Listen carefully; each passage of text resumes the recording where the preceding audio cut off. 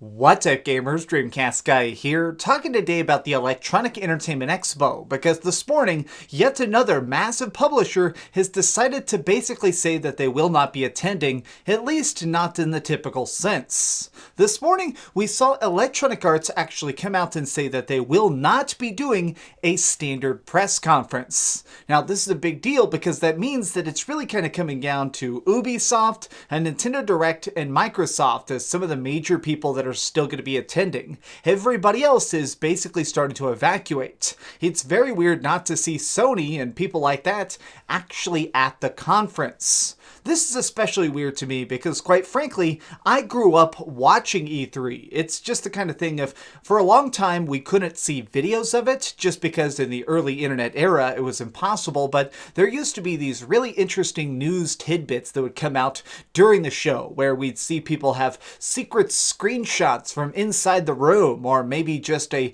single screen grab of a really cool game, and it was enough to try and get us excited for the games that were soon going to be released. But now, in the age of streaming video, everybody can see everything instantaneously. And to me, it's been very, very fun to sort of watch this idea of E3 grow up. It's no longer about just walking out on stage and saying, hey, we have this great game. Now it's about the hype and the build-up and the presentation itself.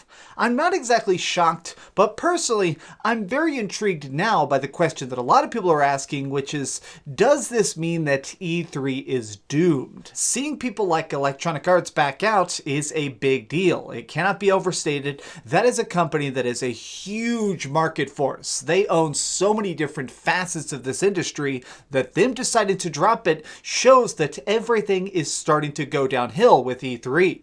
Now, the extra thing that we do need to consider is the fact that there have been a lot of rumors that the general viewership of E3 has been on the downhill for a while now. That's actually one of the main rumors why they started allowing just everybody to attend. If you buy a ticket, you can now enter E3, whereas for the first 10 years, it was a press-only event. You had to have a YouTube channel or be working for a place like Kotaku in order to even walk through the door. And it was one of those things where it kind of make it where everybody there was so focused. People went to E3 just to work. They wanted to try and play every game, write every article, get every screen cap, ask all the hard questions in interviews. And now it seems like E3 is trying to shift itself into being something more along the lines of PAX. So each of the PAXs, PAX East, PAX South, all of these are basically their own little fan conferences where people gather to put on costumes and have fun, but along with this, they do new reveals. They actually come out on stages there and talk about games on their own. I think that people are beginning to pay more attention to stuff like that because in the internet era, you no longer need to have a focused captive group of watchers. I mean, in the early E3 days, a lot of times people were trying to basically schedule stuff in this particular spot in June because they needed TV time. A lot of this stuff would actually be broadcast on things like G4 and Tech TV. That was actually how they got their audience. But now you can drop a random trailer or a random game whenever you want and still get 20 million views on YouTube if the project is interesting. I mean, I feel like so many good examples are out there of just surprise releases and surprise games that manage to completely get everybody's attention because it's cool and not just because it happened to be at a giant conference. I mean, I actually just want to talk a little bit about one thing that I thought was really interesting a couple years ago was Skyrim VR. Now, this is really random, but the reason I'm bringing it up is because Skyrim VR was something that they talked a little bit about and showed some stuff, but randomly at one of the QuakeCons, they just set up a booth and let fans play it. And so because of it, they got random impressions. People just decided whether or not that was for them. I personally didn't end up liking it, but it was still an interesting way to try and get it out there. So since I'm curious about this whole situation, I decided to actually reach out to Electronic Arts. Them not participating at E3 is something that is very much seems like it could be a landslide moment. So I decided to reach out to one of their main executives, executives. I believe he is the CEO, and he's a little bit of a greedy jerk, but he's somebody that I sort of associate with. So let me just send this right over to Doug Money.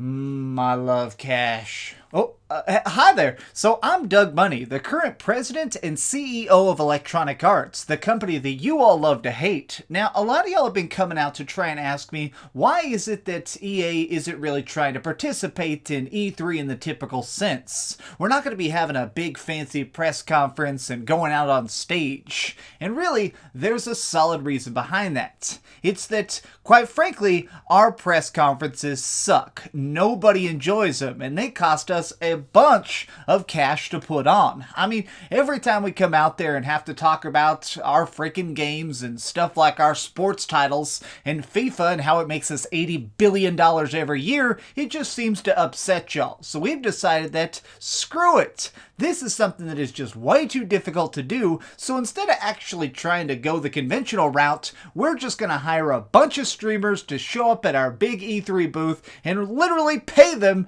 to play our games. If we can't just basically put on a commercial that'll make people happy, let's just pay people to pretend to be happy. Because here at Electronic Arts, it's all about just trying to score that moolah. Whatever it takes to try and increase profits, that's all we care about. It's not about hype, it's not about excitement, it's not about pre-order numbers. It's just about making sure you and your friends get addicted to our microtransactions and our dirty DLC. Because my name's Doug Money. Your cash in my bank account is all I really want. And E3 is just another vehicle for me to do that. And if you don't like it, well, too bad. What are you going to do? Make your own Dragon Age game?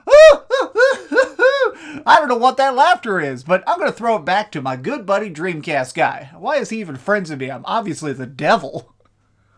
Why do I keep letting that guy even talk? He's such an obviously, a moron. But anyways, so I think that in this discussion, I do not believe the people who are saying that E3 is dead. I mean, that is a huge bunch of topic that just seems to go around more and more often, is that at this point, E3 is already finished. The Electronic Entertainment Expo cannot be saved. And in a way, I sort of understand the motivation behind those statements, but it's just not correct. The big thing here is that E3 is still a big name. It's something that gets attention, and I do think that it is going to be around for at least 5 or 10 more years. Eventually, we're going to get to an age where it's just not as ubiquitous, but it's still important. It's still out there. I actually think that the thing that's going to end up killing E3 is digital distribution. When every game is digital, I think that what they're going to start to do is, instead of coming out on stage and having these multi-million-dollar press conferences, instead they will have certain days where everybody can install a demo. Like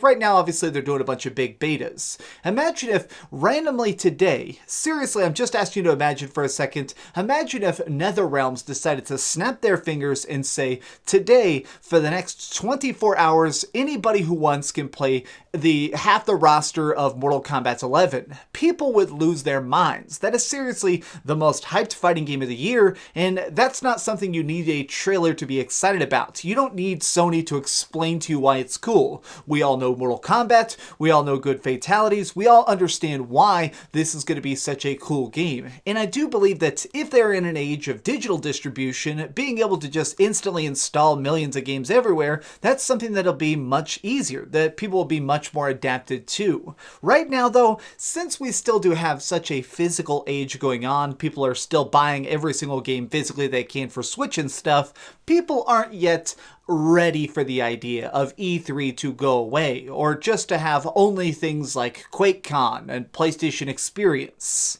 I still think that the attendance is going to decrease, but I think that a big thing that's actually killing this is actually the YouTubers. The rise of YouTube has really kind of changed the focus of E3. The Electronic Entertainment Expo was, in my opinion, always about access. It was about these top exclusive journalists walking in there and playing all the cool games that you don't get to play, and then talking about it. Whereas now, there are just so many YouTubers. There's so many people out there who talk about the games we like and kind of explain cool stuff that their impressions, their reviews, that kind of sells units. I mean, that's kind of the thing that it seems like those people are really influencing stuff more now than just dumb random trailers. It seems like we're much more about hearing about experiences instead of just seeing a bright, flashy, professionally produced, cut-together montage of scenes. Trailers don't have the impact they once did. People want to know a raw, visceral feeling. What is this game?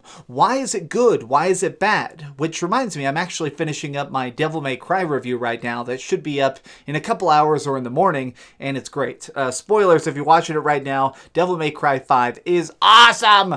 But that's the thing, right there. You guys don't care about watching a Devil May Cry 5 trailer very much, do you? No, you want to play it, you want to see it, you want to try the demo. If right now they had a guy dressed as Dante walking out on the Capcom stage at E3, you'd kind of be like, okay, that's cool, but it's not new, it's not different, it's not important, and I definitely don't think it's going to get the focus that it once did.